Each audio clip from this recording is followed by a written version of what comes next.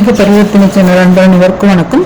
நம்ம அடுத்து 63 நாயன்மார்கள்ல தீண்டாமையை விடுத்து தாய்ச்சமத்தை காத்த நாயன்மார்கள்ல மூன்றாவதாக வரக்கூடிய திருநாளை போவார் நாயனார். அதாவது இவர் யாரும் நந்தனார் தான் இவர். இந்த திருநாளை போவார் நாயனார் அவரை பத்தி நம்ம பார்க்கலாம். இந்த திருநாளை போவார் நாயனார் இவருக்கு ஏன் பேர் வந்தது அப்படிங்கறது நான் அவருடைய வரலாறு சொல்றப்போ அதுலயே உங்களுக்கு நான் சொல்றேன்.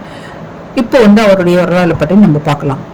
சோழ நாட்டில் ஆதனூரில் புலையர் மரபில் வாழ்ந்தவர் நந்தனார் என்னும் பெயருடன் சேரியிலிருந்து இவர் வாழ்ந்து வந்திருக்கின்றார். இவர் சிறந்த சிவபக்தர். திருத்தலங்களுக்கெல்லாம் போய் பக்தியுடன் வழிபட்டவர் கோவில் பணிகளுக்கான தேவையான அந்த தோல், நரம்பு, கோரோசனை முதலியவரெல்லாம் தந்து இவர் சேவை செய்து வந்துருக்கிறார்.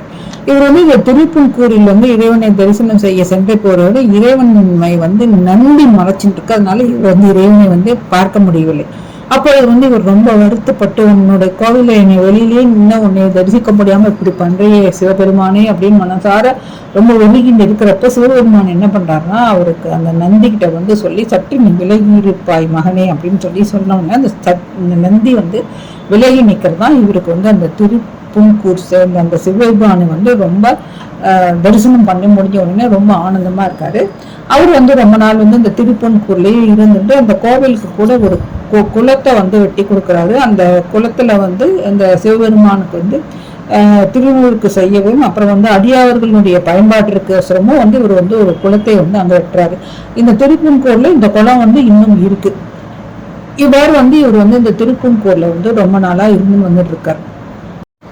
இவருக்கு இந்த தில்லை நடராஜனுடைய நடன காட்சியை பார்க்கணும் அப்படிங்கிறதுக்கு ரொம்ப ஆர்வம் மேலிட்டதுனால இவர் என்ன பண்ணுவாரா, எல்லாத்துக்கிட்டையும் நான் நாளை தில்லைக்கு போவேன், தில்லைக்கு நாளை போவேன் அப்படின்னு சொல்லிட்டே இருப்பாராம்.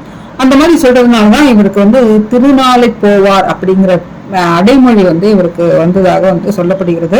ஒரு நாள் இவர் தில்லைக்கு சென்ற தில்லையினுடைய எல்லையிலேயே இருந்து பாடி பரவசமாக நடராஜ பெருமானை வழிபட்டு இருக்காரு.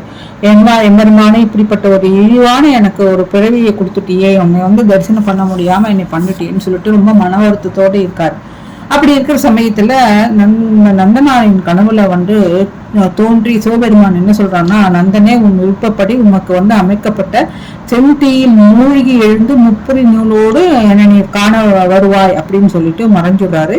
அதே மாதிரி இந்த தில்லைவாழ் அந்தனர் கனவிலையும் போய் தோன்றி இவர் என்ன சொல்றாரு, என்னுடைய உண்மையான ஒரு தொண்டன் தன்னுடைய இந்த மாதிரி ஊர் புறத்துல தங்கியிருக்கான், அவன் உடம்பு கீழானது அப்படின்னு சொல்லி ரொம்ப வருந்திட்டு இருக்கான். அதனால நீங்க அவனுக்கு ஒரு எரியை அமைத்து கொடுங்க, அதில் மூழ்கி அவன் அவனுடைய உடம்பிலை நீக்கி நல்ல தூய உடம்போடு என்னை தரிசிக்க வருவான் அப்படின்னு சொல்லிட்டு மறைஞ்சிடார். மறுநாள் அந்த தில்லைவாழ் அந்தனர்கள்லாம் என்ன பண்றாரு, நந்தனாரை போய் கூப்பிடுறதுக்கு போய் அங்க போயிட்டு நந்தனாரை ஐயரே அப்படின்னு சொல்லி கூப்பிட்டு அழைத்துன்னு இறைவனுடைய ஆணையின்படி அவருக்கு அந்த எரி ஊட்டி கொடுத்தாராம். அதுல இந்த நந்தனார் மூழ்கி எழுந்த உடனே அவர் இந்த முப்பரி நூலோட நல்ல சடாமுடியோட நல்ல சிவ தொண்டர் மாதிரி வெளியில வந்த உடனே அப்படியே ஆனந்தம் தாக்க முடியாம அந்த நந்தனார் ஓடி போய் அந்த சிவபெருமானை தரிசித்து ரொம்ப சந்தோஷப்படுறாரு. இதுதான் திருநாளை போவார் அப்படிங்கிற அந்த நந்தனாருடைய வரலாறு. மீண்டும் அடுத்த நாயனாருடைய வரலாறை அடுத்த வீடியோவில் பார்க்கலாம். நன்றி, வணக்கம்.